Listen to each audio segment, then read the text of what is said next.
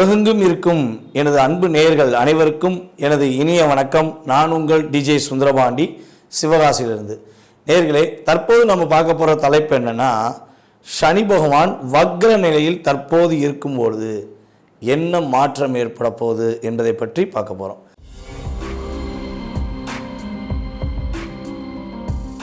தோல்வி நினையென நினைத்தால் மனிதன் வாழ்வை நினைக்கலாமா அப்படிங்கிற பாடலையே நம்ம அன்பார்ந்த விருச்சிகராசிக்காரங்களுக்கு இப்போ பாடணும் அப்படின்னா நீங்கள் கூட நினைக்கலாம், என்னடா அது நம்ம வீடியோ பார்க்க வந்தால் இவர் என்ன தோல்விங்காரே, ஏன் அப்படி சொல்கிறாரு அப்படின்னு நீங்கள் நினைக்கலாம். காரணம் என்னென்னா, நம்முடைய அன்பு விருச்சிகராசிக்காரர்கள் தன்னுடைய வாழ்க்கையில் பல இடங்களில் போட்டி போட்டு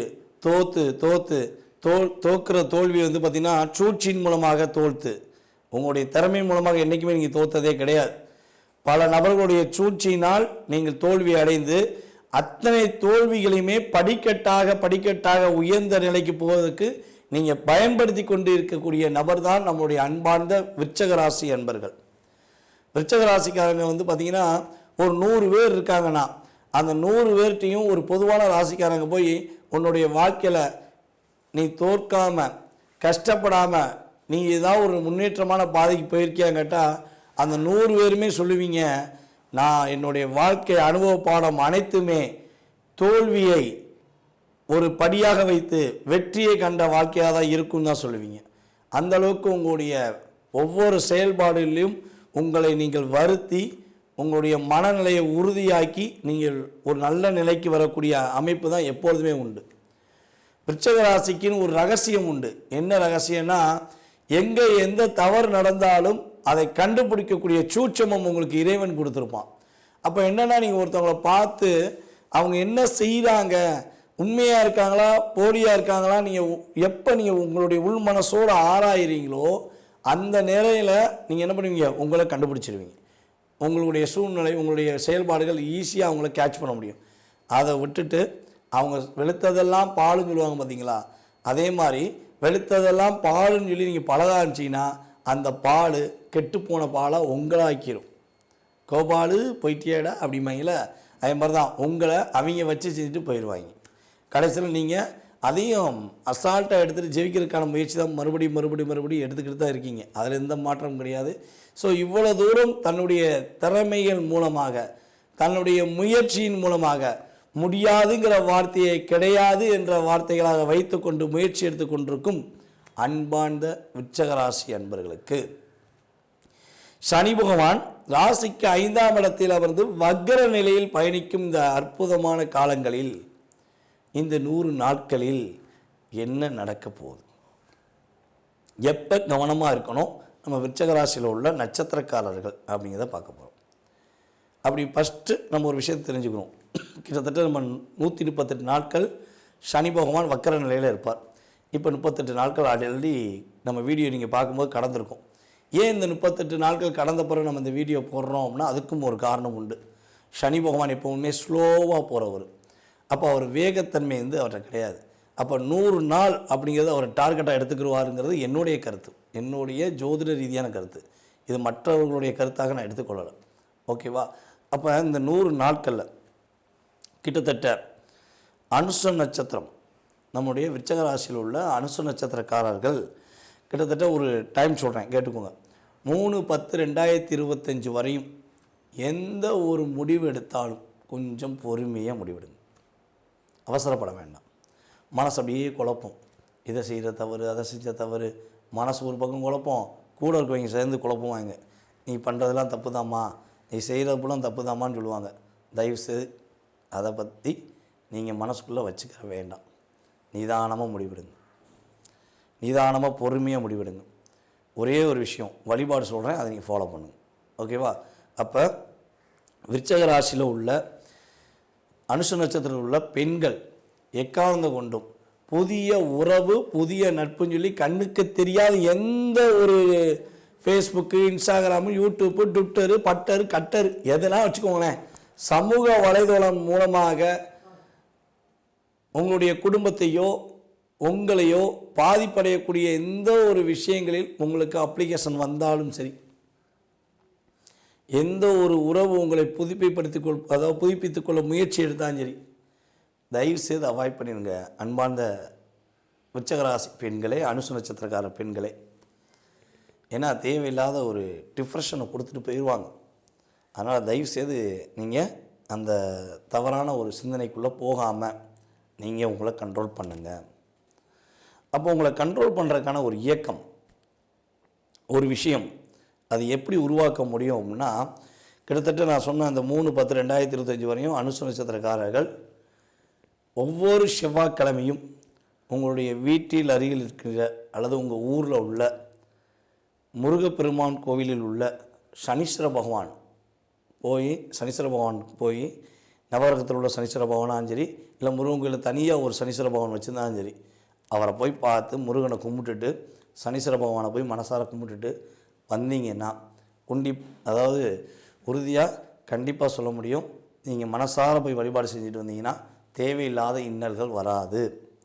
இது விருச்சிகராசி ஆண்களுக்கும் பொருந்தும், ஆண்களுக்கும் இந்த விஷயம் உறுதியாக பொருந்தும். ஏன் பெண்களுக்கு அதிகமாக சொல்கிறோம்னா, நிறைய பிரச்சனைகளை சந்திச்சிடக்கூடாதுங்கிறக்காண்டி. ஆண்களுக்கும் விருச்சிகராசியில் உள்ள அனுச நட்சத்திரக்காரர்கள் ஆண்களுமே இந்த வழிபாடை கரெக்டாக பண்ணுங்கள். செவ்வாய்க்கிழமை ஆனால் முருகனை போய் வழிபாடு செய்யுங்க, முருகனை பலப்படுத்துங்க, முருகனை போய் கைப்பற்றிக்கோங்க. உறுதியாக உங்களுக்கு பாதிப்பு கிடையாது. அதுக்கு அடுத்தபடியாக பார்த்திங்கன்னா, நம்மளுடைய விருச்சிக ராசியில் உள்ள விஷாக நட்சத்திரக்காரர்கள் கிட்டத்தட்ட பார்த்திங்கன்னா 3/10/2025 முதல், ஓகேவா, ஐ மீன் 4 வச்சுக்கோங்களேன், ஏன்னா 3 தான் அவர் அனுஷத்தை பாடாப்படுத்துகிறாரு. ஓகே, அப்போ 4ஆம் தேதியிலேருந்து 4/10/2025 முதல் 27/11/2025 வரையும் நம்மளுடைய விஷாக நட்சத்திரக்காரர்கள் மிக மிக கவனமாக இருக்க வேண்டும், மிக மிக பொறுமையாக இருக்க வேண்டும். எக்காரணத்தை கொண்டும் வேலை விஷயங்களில் யார்ட்டையும் விட்டு கொடுக்கக்கூடாது. உங்களுடைய வேலையை நீங்களே பார்த்துக்கணும். யார்ட்டையும் எந்த வேலையும் நீ பார்த்துக்கோ, நீ செஞ்சு கொடு அப்படின்னு நீங்கள் சொல்லக்கூடாது. அதுக்கடுத்தபடியாக பார்த்திங்கன்னா, நம்மளுடைய பொதுவாகவே விசாக நட்சத்திரக்காரர்கள் ரகசியங்களை யார்ட்டையும் எதையும் சொல்லாதீங்க. நீங்கள் ரகசியத்தை வெளியே சொல்ல போய் தான் என்ன ஆகுறீங்க, மாட்டிக்கிறீங்க. ஆனால் ரகசியத்தை யார்ட்டையும் சொல்லக்கூடாது. இதெல்லாம் நீ கரெக்டாக கடைப்பிடிச்சிங்கன்னா உங்களுக்கும் பாதிப்பு கிடையாது. அப்போ நீங்கள் என்ன வழிபாடு செய்யலாம், நீங்கள் என்ன வழிபாடு செஞ்சால் மிகப்பெரிய மாற்றம் வரும், மிகப்பெரிய ஒரு முன்னேற்றத்தை சந்திக்க முடியும் அப்படின்னா, உங்களுடைய வீட்டின் அருகில் இருக்கின்ற காளியம்மன் கோவிலில் சென்று காளியம்மன் கோவிலில் உள்ள சனீஸ்வர பகவானை போய் வழிபாடு செய்யுங்க. ஓகேவா, இந்த 2 விஷயங்களை நீங்கள் கரெக்டாக அனுச நட்சத்திரக்காரங்களும் விசாக நட்சத்திரக்காரங்களும் செஞ்சீங்கன்னா கண்டிப்பாக பாதிப்பு தன்மை குறையும். கிடையாதுங்கிறத விட குறையும் என்பது உண்மை. ஓகே, இப்போ நம்ம என்ன பண்ண போகிறோம், இந்த நட்சத்திர வாயிஷாக சொல்லிட்டோம். பொதுவாகவே விசாக நட்சத்திரத்துக்கு என்னென்ன கிடைக்க போகுது, என்னென்ன நன்மை கிடைக்க போகுதுன்னு ஃபஸ்ட்டு பார்த்துருவோம். மனதுக்கு ஒரு ஒருநிலைப்படுத்தக்கூடிய ஒரு சூழ்நிலை வரும், மனசு தெளிவாகும், தீர்க்கமான ஒரு நல்ல முடிவு எடுப்பீங்க, நல்ல ஒரு மாற்றம் வரும். அதேபோல் நம்மளுடைய விருச்சிக ராசிக்காரங்களுக்கு குடும்ப ஒற்றுமை அதிகரிக்கும். பிரிந்து போன உறவு கூட ஒரு ஒற்றுமையாக சேருவதற்கான பாக்கியம் உண்டு. தொழில் வர்த்தகம் கொஞ்சம் அதிகரிக்கும், நல்ல லாபம் வரும், தொழிலில் ஒரு முன்னேற்றம் வரும். சனி வக்கர பயிற்சிக்காரங்களில் லாபம் இல்லைன்னு சொன்னவங்க கூட லாபம் இருக்குது, பரவாயில்ல, ஓரளவுக்கு லாபம் இருக்குதுன்னு சொல்லக்கூடிய அமைப்பில் கிரகங்கள் இயங்கும். மாணவ செல்வங்கள், விருச்சிக ராசியில் உள்ள மாணவ செல்வங்கள் நல்லா படிப்பீங்க, நல்ல மார்க் வாங்குவீங்க. ஒரு படிப்புக்காக நீங்கள் ஒரு வெளிநாடோ வெளி மாநிலத்திலே போய் ஒரு பட்டம் வாங்கிட்டு வர்றதுக்கான வாய்ப்பு உண்டு. ஏதாவது ஒரு போட்டியில் கலந்துக்கிட்டு உங்களை தேர்ந்தெடுத்து உங்கள் ஊர்லேருந்து வெளியூருக்கு அனுப்புறதுக்கான சூழ்நிலையெல்லாம் கிரக நிலைகள் அதிகமாக இருக்குது. உத்தியோகத்தில் பணி சுமைகள் அதிகமாக இருக்குதுன்னு நினச்சிங்கன்னா அந்த சுமைகள் குறையும். உறுதியாக உங்களுடைய வேலை ஒரு சிறப்படையக்கூடிய ஒரு மதிப்பு கிடைக்கக்கூடிய ஒரு காலகட்டமாக இருக்கும்போது உங்களுடைய குழந்தைகள் விஷயங்களில் கொஞ்சம் கவனமாக இருங்க. குழந்தைகள் யார் கூட பழகுறாங்க, யார் கூட பேசுகிறாங்க அப்படிங்கிறத கொஞ்சம் கவனமாக பார்த்துக்கோங்க. உங்களுக்கு குழந்தை பாக்கியத்துக்குரிய பாக்கியமும் உண்டாகுது. யாருக்கெல்லாம் விருச்சிக ராசியில் சனி பகவான் வக்ரமாகவோ அல்லது குரு பகவான் வக்ரமாகவோ இருக்காங்களோ, அவங்களுக்கு குழந்தை பாக்கியத்துக்காக காத்திருக்கிறார்களோ அவர்களுக்கு 100% குழந்தை பாக்கியத்துக்குரிய செயல்பாடு உறுதியாக உண்டு என்பதை சொல்ல முடியும். அப்போ சுய ஜாதகத்தில் வக்ரமாக இருக்காங்களா அப்படிங்கிறத தெரிஞ்சுக்கணுன்னா நீங்கள் எனக்கு ஜாதகத்தை அனுப்பிவிடுங்க. அதே போல் மாணவ செல்வங்கள் படிப்பில் மட்டும் கொஞ்சம் அதிகமாக கவனம் செலுத்தினா எந்த இடத்துல இருந்தாலும் மதிப்பும் மரியாதையும் கிடைப்பதற்கான வாய்ப்பு உண்டு. யாருக்கும் ஜாமீன் கையெழுத்து போடுவதோ யாருக்கும் வாக்கு கொடுப்பதையும் தயவு செய்து விருச்சிக ராசிக்காரர்கள் நிறுத்தி கொள்ள வேண்டும், கவனமாக செயல்பட வேண்டும். இதை தாண்டி விருச்சிக ராசிக்கு மாற்றத்தையும் முன்னேற்றத்தையும் சனி பகவான் கொடுப்பதற்கான வாய்ப்பு அதிகமாக இருக்குது. இந்த கிட்டத்தட்ட அந்த 100 நாட்களில் நீங்கள் சரியான முறையில் பயன்படுத்தினீங்கன்னா நல்ல நிலைக்கு போய் வெற்றி காண்பீர்கள் என்பது நிதர்சனமான உண்மை. நேரிலே தற்போது வரை நீங்கள் உங்களுடைய ராசிக்கான சனி பகவானுடைய வக்ர நிலையிலுடைய பொது பலனை பார்த்துருக்கீங்க. அப்போ உங்களுடைய ராசிக்கு என்னென்ன விஷயம்லாம் செய்வார், என்னென்ன விஷயங்கள்லாம் நீங்கள் கவனமாக இருக்கணுங்கிறத நான் சொல்லியிருக்கேன். அப்போ இந்த வக்ர நிலையில் அவர் செய்கின்ற பாதிப்பு, அவர் கொடுக்குற நன்மைகள் உங்களுக்கு எத்தனை சதவீதம் செயல்படும்னா குறைஞ்சது 20% மட்டும்தான் செயல்படும். இதை தாண்டி உங்களுடைய மனசில் நிறைய கேள்விகள் இருக்கலாம். இது எப்படி பண்ணலாம், அதை எப்படி பண்ணலாம், வீடு கட்டலாமா, கல்யாணம் முடிக்கலாமா, அவன் நம்மளை அடிச்சுக்கிட்டே இருக்காங்க, திரும்ப அடிச்சிடலாமா, பிடிச்சிடலாமா, அப்படிலாம் நிறைய கேள்வி வச்சுருக்கலாம். பக்கத்து வீட்டுக்காரன் தொல்லை பண்ணுறியா, எய்த்த வீட்டுக்காரன் தொல்லை பண்ணுறியான், எல்லாமே தொல்லை தான் வச்சுக்கோங்களேன். அப்போ இதெல்லாம் சமாளிக்க முடியுமா, இதற்கான தீர்வு எங்கே இருக்குது அப்படின்னு நீங்கள் தெரிஞ்சுக்கணும்னு ஆசைப்பட்டீங்க அப்படின்னா கீழே உள்ள வாட்ஸ்அப் நம்பருக்கு உங்கள் டீட்டெயில்ஸ் போட்டு விடுங்க. தயவுசெய்து சொல்கிறேன், கால் பண்ணி எடுக்கலைன்னா எனக்கு எஸ்எம்எஸ் பண்ணுங்கள், ஓகேவா? அப்பாயின்மெண்ட் வாங்கிக்கோங்க. நம்ம ஆஃபீஸில் ஸ்டாஃப் தான் உங்கள் ஃபோன் அட்டன் பண்ணுவாங்க. அவங்ககிட்ட வந்து உங்களுடைய டீட்டெயில்ஸ் கொடுங்க, அப்பாயின்மெண்ட் வாங்கிக்கோங்க. அவங்க உங்களுக்கு அப்பாயின்மெண்ட் டைம் தருவாங்க. அதுக்கப்புறம் என்னை கம்யூனிகேட் பண்ண முடியும்.